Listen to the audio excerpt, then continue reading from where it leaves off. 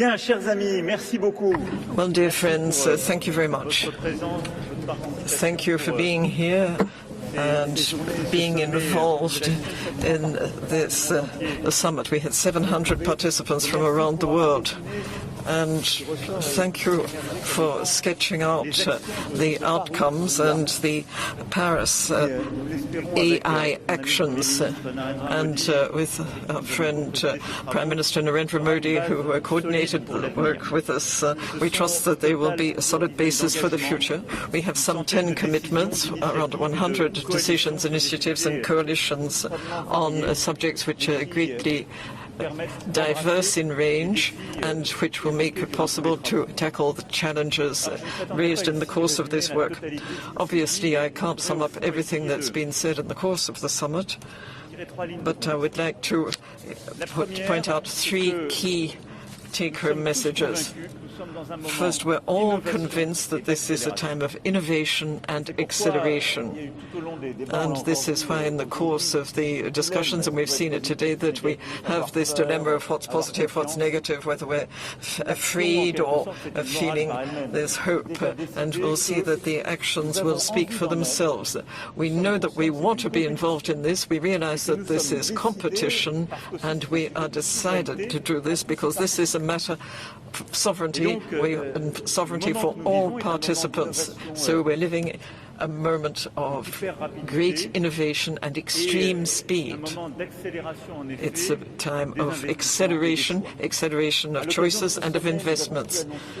In the course of the summit, we announced 109 billion in private funding for artificial intelligence. That's from France and international sources, and we just heard 200 billion from the European Union. And so we can see that. Well, we know what's happening in the United States. We know there's been great success in China, and we've had an announcement from our friends in the Gulf about the major investments there. There are investments in India, Canada, and so many others here today. And we know that the race is definitely being run. That's the first thing. But we have to realize that we're all involved in running the race, and the figures that I just gave you show you, and I would like to say how pleased we are that this is a real moment of awakening and ambition to be involved in this in Europe. We want to invest in talent, training younger generations, have more and more positions for research and at university level.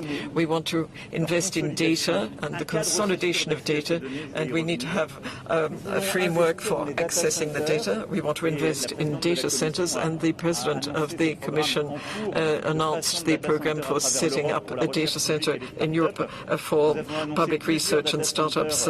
And we announced a number of massive-scale data centers funded by the private sector in France, and we made the announcement here at the summit.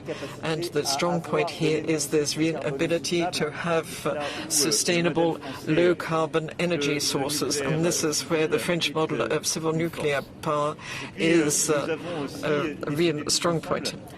And together we decided to accelerate work on applications. We've seen this has to be applied science, applications and mobility in defense and security. And there are a number of large groups in France and international countries have made announcements and signed up contracts with new players in artificial intelligence, with new partnerships, grasping the opportunities here.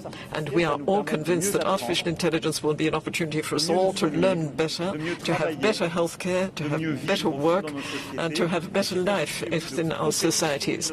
And this is a society of competition, innovation, and sovereignty. But this is a period, as I said, of innovation and acceleration.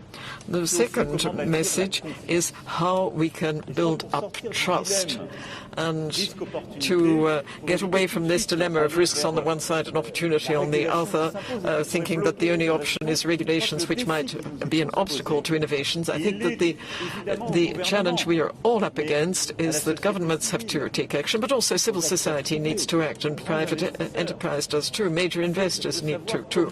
We need to know how we can have trust in artificial intelligence and the use thereof, because that will be the key part of its success.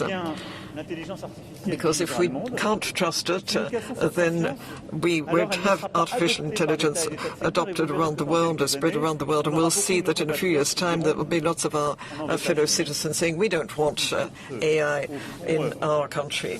It's a source of problems and negative impact on our lives. Now, what do we need for establishing such a climate of trust? First, you have to have fair and open access.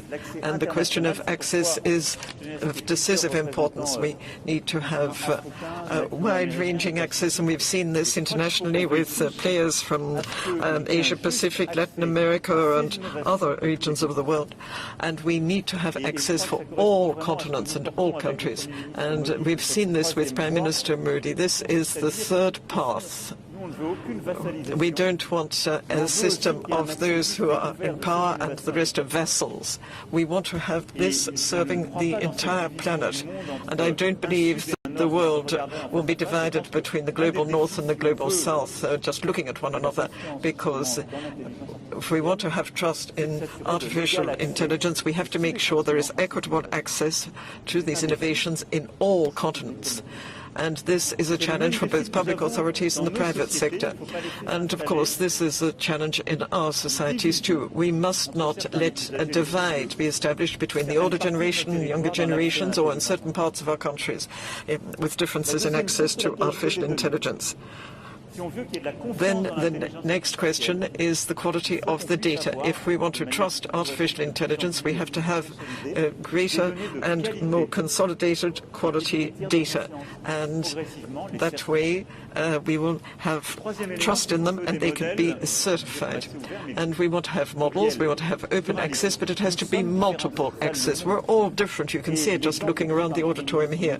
And the example we saw from Prime Minister Modi earlier with the left hand and the right hand, we can see the different models. We want open source models and multiple sorts which reflect our diversity, which look like us. And that is why open source and multiple models and opening up databases for the training of such models and the diversity of that and the transparency of algorithms are key elements to establish trust in artificial intelligence. We also want to have a proper respect for privacy. We've heard this in discussions.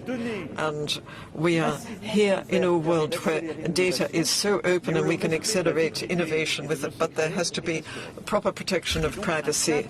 And so we need to have a framework to establish trust so that each citizen has the assurance that their privacy is protected. We want a trust framework so that we can make a distinction between deep fakes and proper information. We want a framework that will protect our authorities from cyber attacks and means that we can have a calm environment to work with AI. We want a framework to have proper respect for creativity. And each person creating something has their rights. You get authors' rights, copyright, and so on for artists, reporters, writers, and so on. And we want to have a situation where artificial intelligence is not used for mass control, but we have to have a proper law and order in our environments. We have to have proper arrangements because artificial intelligence needs so much energy, and yet we want to protect our planet and biodiversity. So we have to foster artificial intelligence which will find low-carbon electricity and more frugal models which will make it possible for us to use less energy. Now, what I'm sketching out here are what we could call the commons or the pillars, and they're not other people's problems, and they shouldn't be seen as a problem which innovators are just referring to someone else who would have to deal with them. These are inbuilt problems. They are part and parcel of artificial intelligence, and this is what means that we will be able to trust or not trust artificial intelligence when it becomes part of our lives, our countries, and our population, and we need to have that so that there can be international order. So this concept of trust trust and some of the basic paradigms that I've just mentioned are the framework that we need and must work with. We've launched the first coalitions, and we have concrete actions. We've got the current AI Foundation, which is a response, and we've got 400 million euros which have already been committed, and France is going to be contributing some 100 million euros, and I would urge you all to be part of this. And you could say it's a public-private partnership, and it will be an answer to this question of trust. And then there's the question of data. We need to have the trust so that we know what type of data there is, what security they have, and what quality the data is. We need to have sustainable AI, and that's going to be part of the whole question of trust, and that's going to give us transparency so that public and private players can be involved. We've also decided on observatories for both social issues and energy issues, and this is the framework which means we'll be able to look at issues such as climate and also accessibility and cover of access to artificial intelligence. So these are the foundations that we've set next to the acceleration so that AI can become and become a source of trust. And basically, it will be what we could call shared or common order. And this brings me to my last argument, and this is that we must defend our way of life, a multilateral way of life, a multiple way of expressing artificial intelligence. 7 years ago, with Prime Minister Trudeau, under the auspices of the G7, which Canada chaired, we launched the Global Partnership on Artificial Intelligence. And it's now housed with the OECD, and we can see the dialogue. There are some 44 countries. There are 44 countries at the moment. Will be some 60 in the very near future. And we are working on standards. There are standards with players from different backgrounds and different cultures. The United Nations has the digital compact.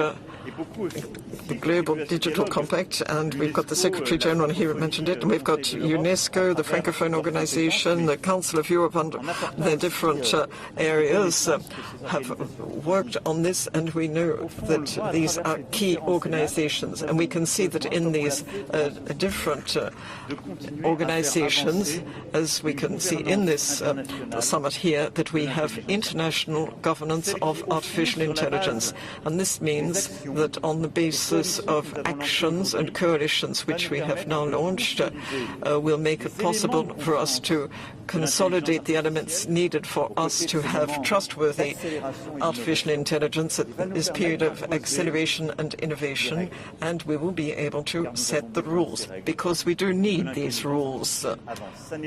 We need it for AI to move forward. This is not being wary of artificial intelligence, it's not running counter to innovation, but it's looking to the future so that we can have an international area where we will avoid our efforts being fragmented. So these are the ideas that I wanted to share with you. And we believe in innovation, we believe in acceleration, we believe in investment, and we also want to have AI which we can consider trustworthy and which will unite the international community.